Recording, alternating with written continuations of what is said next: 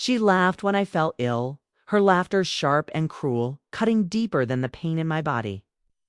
It wasn't just amusement. It was a dismissal, a declaration that my weakness had reduced me to nothing.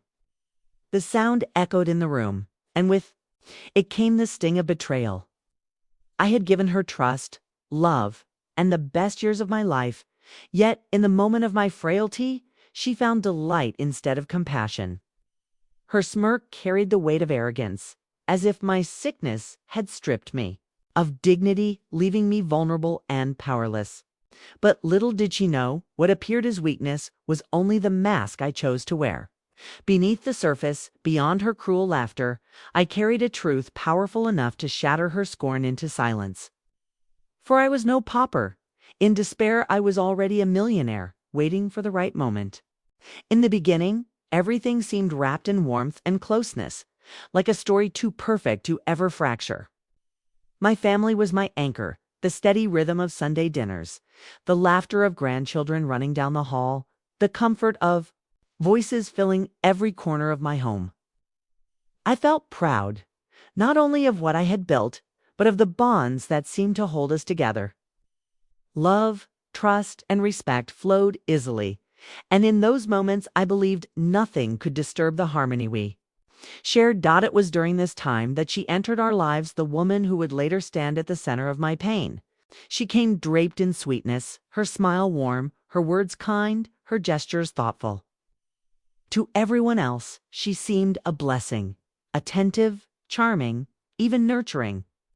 She praised me often, telling others how fortunate she felt to be part of such a strong, close family. For a while, I allowed myself to believe her sincerity. She sat with me in the evenings, asking about old family stories. She offered to help with household tasks, insisting that I rest while she handled the burdens. Her presence seemed to knit itself seamlessly into our lives, and I thought she truly cared. To trust her felt natural, even necessary, as if she were a daughter by choice, not just by marriage. But behind her polished smile, I began to notice the faintest cracks. A dismissive look when I repeated a story she claimed she had already heard. A sigh when I walked more slowly than the rest. Eyes lingered a little too long on the silverware, on the details of the home I had spent a lifetime securing. These moments were fleeting, almost imperceptible, yet they stirred something deep inside me. At gatherings, her charm flourished in front of others. But in the quiet spaces, her tone shifted. She began to speak with subtle authority, as though her opinion carried more weight than mine. When I offered advice, she smiled politely, but with an edge of condescension. The kind that made me feel my words were relics of a forgotten age. It wasn't hostility, was something sharper, cloaked in courtesy but laced with entitlement. The others didn't notice, or perhaps they chose not to. To them, she remained the picture of loyalty and devotion. I, too, tried to ignore the unease. I told myself I was imagining things, that perhaps her confidence was simply youth speaking, not arrogance. Yet each small sign etched itself deeper into my mind. The way she calculated her gestures of kindness. The way her eyes gleamed when talk turned to property or inheritance. The way her laughter sometimes held an undertone of mockery. Looking back, I see now that the foundation of trust I offered so freely was already being chipped away. What began as warmth was slowly cooling. What seemed like devotion was shading into performance. The woman who had entered my family, wearing the mask of care, was already preparing the ground for betrayal. In the beginning, everything seemed wrapped in warmth and closeness, like a story too perfect to ever fracture. My family was my anchor, the steady rhythm of Sunday dinners, the laughter of grandchildren running down the hall, the comfort of voices filling every corner of my home. I felt proud not only of what I had built, but of the bonds that seemed to hold us together. Love, trust, and respect flowed easily, and in those moments, believed nothing could disturb the harmony we shared at first. The changes were subtle, so faint they could almost be dismissed as misunderstandings. Yet once you've carried a Family through storms, you learn how to read the weather, the small signs that a darker sky is coming. Her kindness, once effortless, began to feel practiced, almost rehearsed. The warmth in her voice cooled, and what remained was a sharpness she tried to disguise as humor. I remember one afternoon when I offered advice about a household expense, suggesting the importance of saving rather than spending impulsively. She smiled, but the smile didn't touch her eyes. "Oh, that's the old way," she said, her voice lilting with amusement. "Times have changed. We don't need to worry about pennies the way you used to." The room chuckled softly, not cruelly, but enough for me to feel the sting. What they thought was harmless banter left me feeling like a relic, out of place. In my own home. Another time, while preparing dinner, I dropped a spoon. It clattered loudly on the tiled floor, and before I could bend to pick it up, she laughed. "Careful," she said with a smirk. "You're not as steady as you once were." The words carried a teasing tone, but underneath was a message I couldn't ignore. I was no longer respected, only tolerated. Her dismissals grew bolder. When I shared a story from my youth, one she had already heard, she rolled her eyes ever so slightly, as if burdened by repetition. When I tried to give guidance to my grandchildren, she interrupted with her own advice, more modern, more appealing, effectively silencing me. My voice, the same one that had once guided this family, was now treated as background noise. On the surface, the family still appeared united. Gatherings continued, as always. The table full of food, the air buzzing with laughter, children running through the halls. Outsiders looking in would see only harmony, a portrait of togetherness.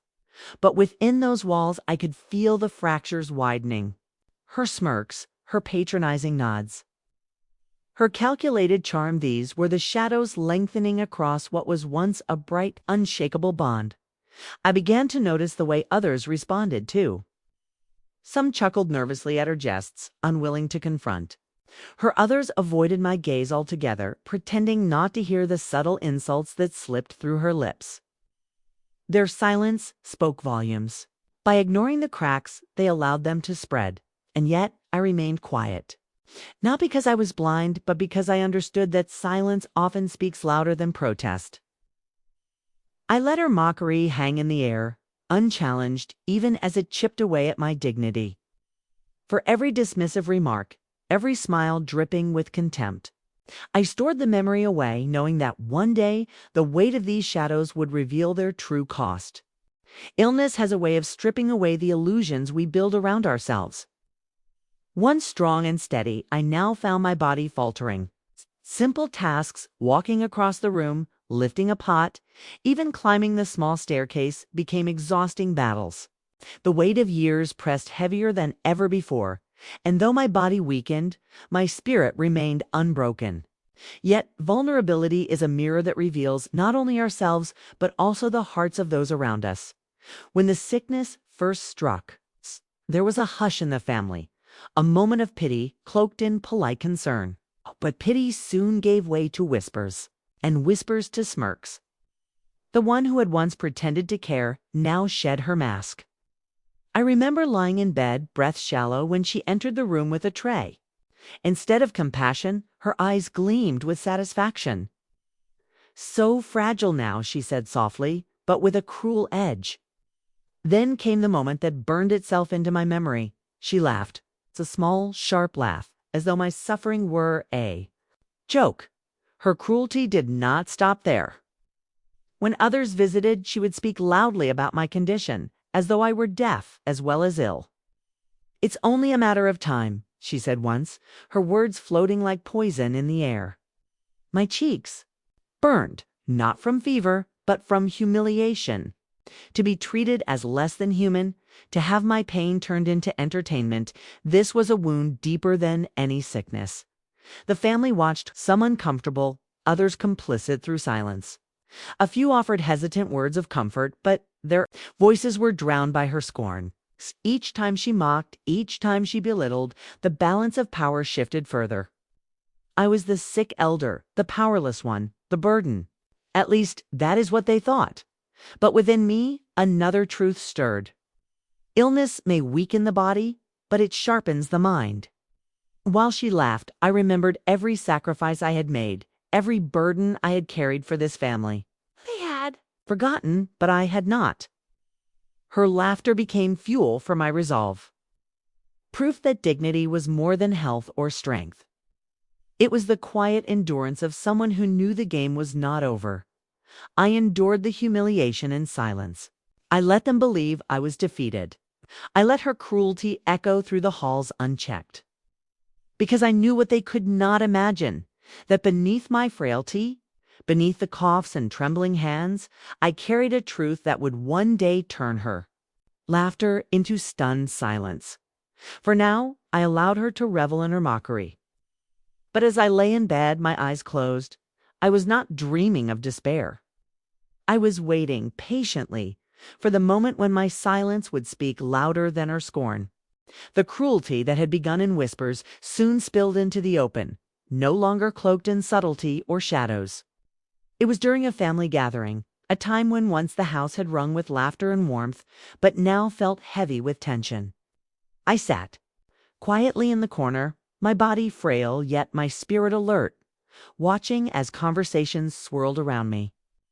I had hoped, perhaps naively, that sickness might soften hearts. But instead it gave them a stage upon which to parade their scorn. The woman, who had long discarded her mask of kindness, seized the moment. With relatives seated around the long wooden table, plates of food untouched, she turned her eyes toward me. "Look at her," she said, voice dripping with mock pity. "Once she thought she ran this family, but now she can't even lift a glass of water without trembling." Her words struck like a whip, and before I could gather myself, she laughed loud, unrestrained, the kind of laughter that demanded others join. And they did. A nephew smirked into his cup. A daughter-in-law let out a sharp chuckle. Even those who did not laugh looked away, their silence complicit. I felt my cheeks burn, not with fever this time, but with the raw sting of humiliation. I had weathered many storms in my life, poverty, struggle, endless sacrifice, but never had I imagined my own blood would strip me of dignity so publicly. Yet in that moment, while their laughter filled the room, I did not cry. I did not argue. I sat with my hands folded, my eyes steady, and let them believe their cruelty had broken me. To them, I was a frail elder, powerless and fading. But within, I carried a strength they could neither see nor comprehend. For as they mocked, I thought of the secret I guarded, the wealth, the preparation, the foresight that none of them suspected. I thought of the documents signed, the accounts secured, the legacy carefully shielded from greedy hands. Their laughter rang loud, but to me it was hollow.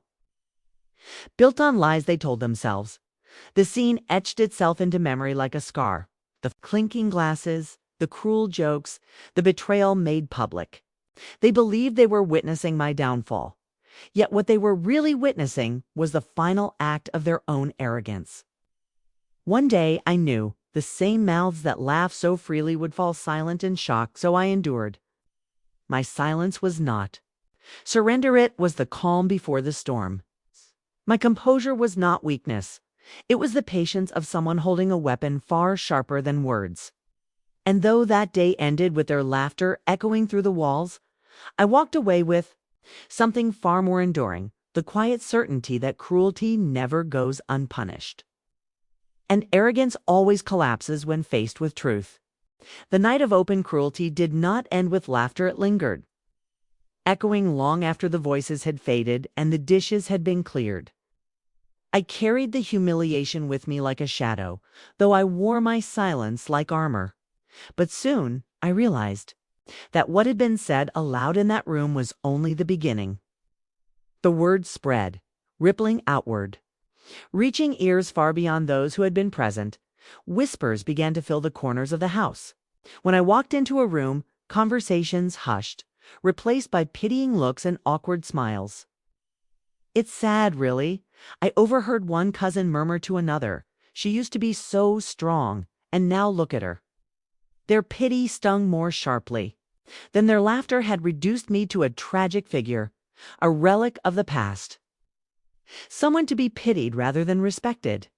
Beyond the family, the community began to stir with rumors.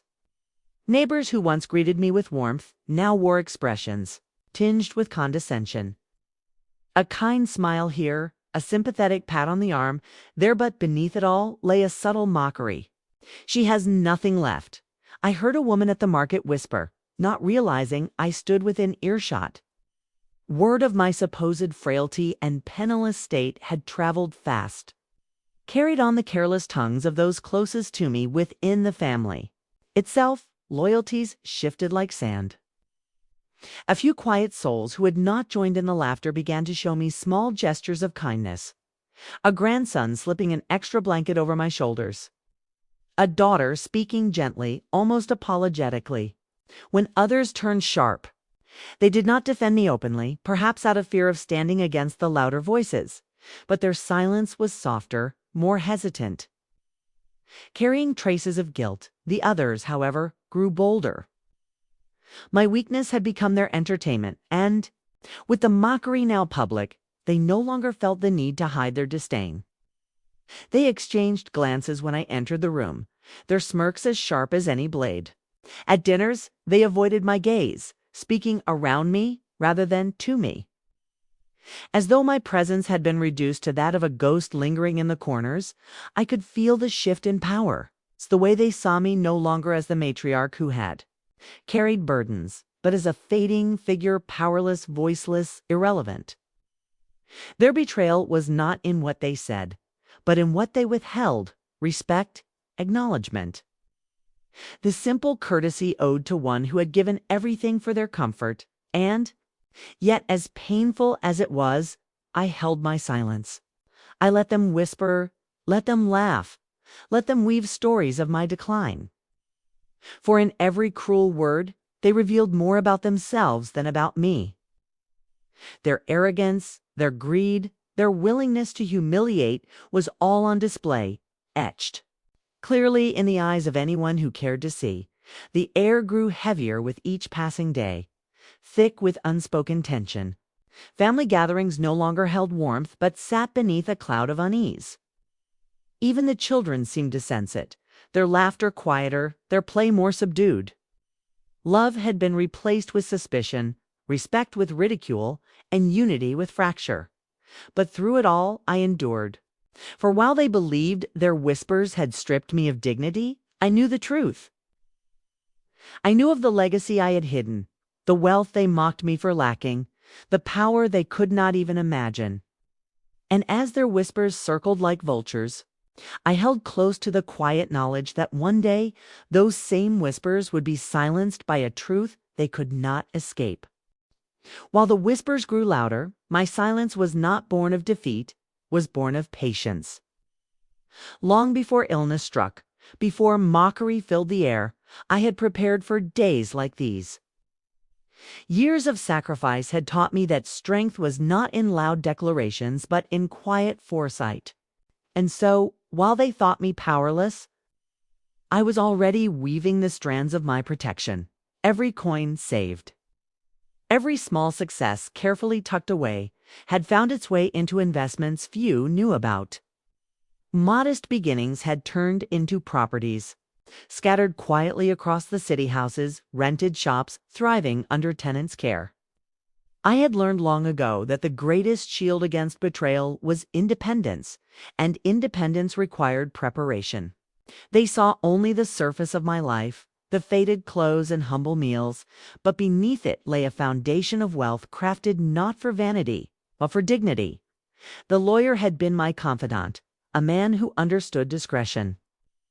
Years earlier I had entrusted him with my plans, the savings accounts shielded from wandering eyes, the deeds secured under lock and seal, and, most importantly, the will. It was not written in haste or anger, but with steady hands and clear vision. Every clause was deliberate, every detail designed to ensure that those who mocked would face the weight of their arrogance. Yet, my preparation was not driven by vengeance. No, it was born from resilience, from the knowledge that people reveal their true selves when they believe you have nothing left. And I wanted the truth to stand in the open before justice was quietly delivered. So I endured their taunts, allowing the mask of weakness to cover the strength they could not see. Nights when the laughter replayed in my mind. I would sit by the drawer where documents rested, sealed and secure. Each paper was a reminder that I was not at the mercy of their cruelty, but the architect of a story they could not predict. They thought the laughter made them powerful, but power lay in preparation, and preparation had long been my companion. The lawyer's visits were infrequent, but purposeful. Over tea, we reviewed details, adjusted clauses, ensured every safeguard remained intact. Patience, he would say, his voice calm. Truth always arrives at the right time. His words were a steady anchor, reminding me that revelation was not far. Suspense hung in my heart like a silent drumbeat. The family, blinded by arrogance, saw only frailty where strength was hidden. They whispered of decline, but I whispered, only to myself, of the moment that would come, an unveiling of what they could never have imagined. I was not simply waiting, I was preparing. Each day they mocked me was another day closer to the moment the truth would break through their illusions. And when it came, their laughter would fall silent, replaced not just by shock, but by the realization that I had always been steps ahead. The day arrived without fanfare. The house was filled with the same restless energy that had become familiar, whispers darting like shadows, eyes heavy with judgment. They gathered not to honor me, but to circle like vultures around what they knew assumed was an empty nest. Their faces told the story, pity laced with disdain. The kind of sympathy reserved for someone thought too weak to matter anymore. And in the middle of it all, she sought the one who had laughed when I fell sick, her smirk sharper than any blade. I let them speak first. Their words dripped with false concern, coated in the arrogance of certainty. It's time we take decisions. Now, she declared, as though my silence had given her permission to lead. The others nodded, emboldened by her tone, convinced I had no voice left. The room became a theater of dismissal, each line rehearsed by people who believed they already knew the ending. But endings are never written by those. Blinded by greed, I reached into the small leather folder I had kept by my side. It was unassuming, its edges worn, its color faded just like me, or so they thought. A hush settled when I placed it on the table. Their laughter faltered, replaced by uneasy curiosity. My lawyer, who had accompanied me quietly, adjusted his glasses and gave me a subtle nod. "You think I have nothing," I began, my voice steady though my heart beat like a drum. "You've mocked my weakness, pitied my illness, and dismissed my place among you. But what you never understood is that silence does not mean emptiness. It means preparation." I opened the folder. Papers spilled forth, property deeds, investment. Records, accounts that had quietly multiplied while they mocked my simplicity. Gasps broke the air, followed by silence so thick it weighed on every shoulder. Her smirk vanished first. She leaned forward, eyes scanning documents that told a story she had never imagined. The lawyer's voice filled the stunned room as he explained with crisp authority how the estate had been secured, how every safeguard was airtight, how I was not a dependent waiting for scraps, but a millionaire in my own right. The color drained from faces. Some shifted uncomfortably, others stared as though seeing me for the first time. And she, the one who laughed, was left exposed in her cruelty. The irony was bitter. She had mocked me for having nothing, yet it was her arrogance that left her with nothing to stand on now. "I endured your laughter because I knew this moment would come," I said, meeting her eyes. "Wealth means little without dignity. And dignity means knowing when to stay silent until the truth can speak louder than cruelty." The lawyer's laugh rang softly then, not mocking but triumphant, a laugh that sealed her humiliation. It was the sound of justice, of arrogance unraveling in the face of truth. Around me, the atmosphere shifted. Some hung their heads in shame, others reached for words of apology. But the damage was done. Every whisper, every insult, every smirk had built to this moment. And now the balance had shifted forever. I sat back, not gloating, not vindictive, but calm. For the first time, they saw me not as frail, not as weak, but as someone who had always been in control, and in that silence, their mockery was buried, replaced by the undeniable truth that I had always been far richer in foresight, in resilience, in quiet strengths than they could ever imagine. In the days that followed the revelation, the storm of emotions lingered. Faces that once sneered at me now carried the weight of shame, and those who had quietly defended me in silence found their voices again. Yet amidst all this shifting tide, I sat in stillness, reflecting not on the money or the power it unveiled, but on the deeper meaning of what had transpired. For me, the lesson was clear. Dignity is greater than wealth. The millions I had hidden safeguarded my independence, yes, but it was my ability to endure cruelty without bitterness that preserved my dignity. Money could silence the arrogant, but only patience and self-control gave me the strength to wait. For the right moment, I thought about Hertha one, whose laughter had cut the deepest. In her eyes, sickness was weakness, poverty was failure, and mockery was her weapon. But I understood something she never did. Arrogance blinds, while foresight reveals. She had squandered every chance at respect by choosing cruelty, and now, even surrounded by family, she stood alone, stripped of credibility. In contrast, those who showed compassion, even when they believed I had nothing, came closer to my heart. They did not pity me for weakness, but respected me for the life I had lived. To them, reconciliation was natural, built on honesty and love rather than self-interest.